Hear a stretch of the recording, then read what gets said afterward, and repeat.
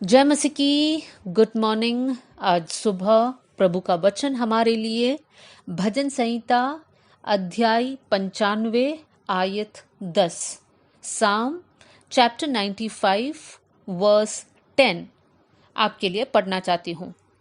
40 वर्ष तक मैं उस पीढ़ी के लोगों से रूठा रहा और मैंने कहा, ये तो भटकने वाले मन के हैं और इन्होंने मेरे मार्गों को नहीं पहचाना।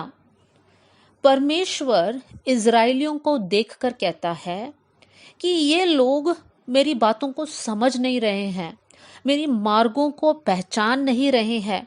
और परमेश्वर कहता है क्योंकि इनका मन भटकता रहता है। मेरे प्रियो, इज़राइली लोग कौन है? हम जानते हैं कि इज़राइली लोग मिस्र देश में गुलाम होकर रह रहे थे। वहां पर परमेश्वर ने अपना अद्भुत चिन्ह और चमत्कार दिखाकर इज़राइलियों को वहां से निकालकर लेकर आए और इज़राइली लोग परमेश्वर की सुरक्षा को अनुभव किया। परमेश्वर ने उनकी हर एक ज़रूरत को पूरा किया। दिन को बादल का खंबा, रात को अग्नि का खंबा करके परमेश्वर की उपस्थिति उनके साथ रहा। मतलब ये लोग बड़े विशेष लोग हैं क्योंकि इन्होंने परमेश्वर को अनुभव किया है, परमेश्वर को अपने जीवन में चख कर देखा है। लेकिन फिर भी इन लोगों की कमी यह है कि इनका मन स्थिर नहीं है, इनका मन भटकते रहता है, परमेश्वर की ओर से हट जाता है। मेरे प्रियो, हम जानते हैं ये लोग, इनकी पीढ़ी में 2 लोगों के अलावा कोई भी वायदे के देश में प्रवेश नहीं कर पाया। क्यों? क्योंकि उनका मन भटकते रहता था, प्रभु पर से हट जाता था। मेरे प्रियो, क्या आज हम लोग ऐसे लोग हैं? क्या हमारा मन भटकने वाला मन है? जब हम लोग छोटे बच्चों को देखते हैं, छोटे बच्चे जब पढ़ाई करते हैं, ऐसा मान लीजिए कि वो लोग कुछ काम लिख रहे हैं, कुछ प्रैक्टिस कर रहे हैं। लिखते लिखते थोड़ी देर में वो लोग पेन के साथ खेलने लग जाते हैं या पेन के साथ वो लोग ड्राइंग करने लग जाते हैं। उनका मन भटक गया। उन लोग इस बात को भूल गए कि हम लोग पढ़ाई कर रहे थे। उस पढ़ाई को छोड़कर वो लोग अन्य बातों में लगे हुए हैं।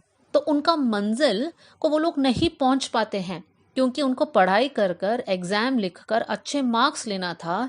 लेकिन पढ़ाई के समय पर उनका मन भटक गया। अब वो लोग खेल रहे हैं, नाम के लिए बुक के सामने बैठे हैं, लेकिन काम और उनका मन जो है खेलने में लगे हुए हैं और इसलिए वो लोग अपने मंजिल को पा नहीं पा रहे हैं।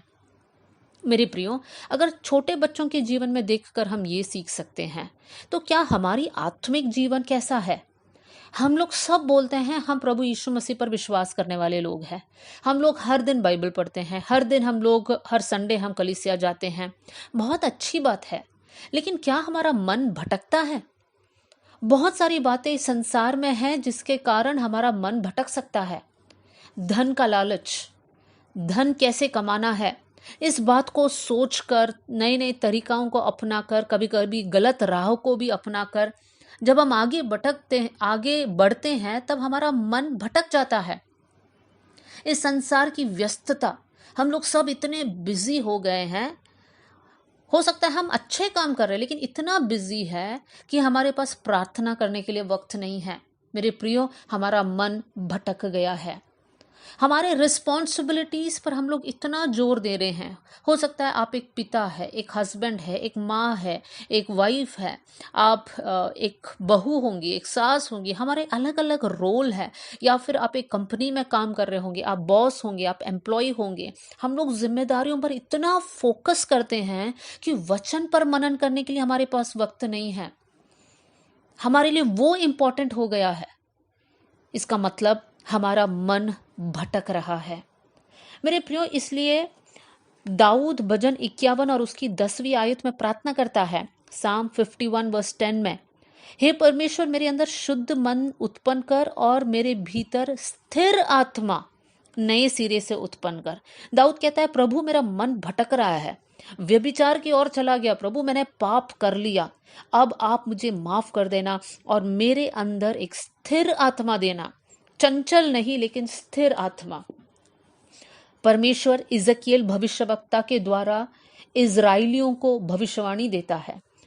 इजकियल 36 का 26वीं आयत, इज़ेकिएल चैप्टर 36 वर्स 26 में हम पढ़ते हैं, परमेश्वर कहता है, मैं तुमको नया मन दूंगा और तुम्हारे भीतर नई आत्मा उत्पन्न करूंगा और तुम्हारे देह में से पत्थर का हृदय निकालकर तुम्हें मांस का हृदय दूंगा। मेरे प्रियो, परमेश्वर इजरायलियों को कहता है कि मैं तुम्हें नया मन दूंगा। मेरे प्रियो, हमें भी ये बात की जरूरत है। प्रभु से कहे, प्रभु हमारा मन भटकता है। प्रभु परमेश्वर, हम कमजोर लोग हैं, इच्छा तो है कि हम आपके पीछे चले, लेकिन मन भटक रहा है। प्रभु जी, परमेश्वर आज से लेकर एक नया मन हमको देना, एक नई आत्मा हमको देना। रोमियो की पत्री अध्याय 12 आयत 2 में इस प्रकार लिखा है, रोमन्स चैप्टर 12 वर्स 2 में, इस संसार के सदृश ना बनो, परंतु तुम्हारे मन के नए हो जाने से तुम्हारा चाल चलन भी बदलता जाए। ये एक बार बदलना नहीं है, हर दिन हमारा मन को हमें नया बनाना है और हमारा चाल चलन उसके अनुसार बदलते जाना है। मेरे प्रियो, आज हमारे जीवन को हम जांचें, क्या हमारा मन भटकने वाला मन है? हम लोग पाप की राह में बार बार चले जाते हैं, या फिर हम लोग प्रभु से बार बार दूर चले जाते हैं? तो आज प्रभु से कहे, प्रभु मेरे अंदर एक स्थिर आत्मा, एक नया मन, प्रभु जी ऐसा अनुग्रह देना कि हम लोग आपसे भटकने वाले ना बने। हमारे मन को हर दिन नया करने के लिए आप हमारी मदद करना कर हम लोग प्रार्थना करें। आइए हम लोग दुआ करें। स्वर्गीय पिता, हम आपकी उपस्थिति में आते हैं प्रभु जी। परमेश्वर, इजरायलियों को देखकर जैसे आप कहते हैं कि इनका भटकने वाला मन है, प्रभु बहुत से वक्त हमारे जीवन में भी हम लोग कबूल करते हैं प्रभु, हमारा मन भटकता है प्रभु जी। सांसारिक बातों में परमेश्वर, हमारे पारिवारिक विषयों में परमेश्वर, हमारी ड्यूटी के जगह, ऑफिस के जगह, हर जगह हमारा मन भटकते रहता है प्रभु जी। हम आपकी बातों को भूल जाते हैं। आपके मार्गों में चलने के लिए, आपकी व्यवस्था को मनन करने के लिए, प्रभु आपकी आयतों को याद करने के लिए परमेश्वर हम भूल जाते हैं प्रभु जी। हम क्षमा मांगते हैं और आज से लेकर हमारे अंदर एक स्थिर आत्मा देना, एक नया मन देना प्रभु। ये भटकने वाला मन को, ये कठोर दिल को निकाल कर नए सिरे से प्रभु आप हमें बनाना कर मैं प्रार्थना करती हूँ। वचन सुनने वाले हर एक भाई और बहन आत्मिक बातों में बढ़ने पाए प्रभु जी, वो लोग पाप से दूर रहे कर मैं प्रार्थना करती हूँ। आपने हमारी प्रार्थना सुन लिया, इसलिए धन्यवाद।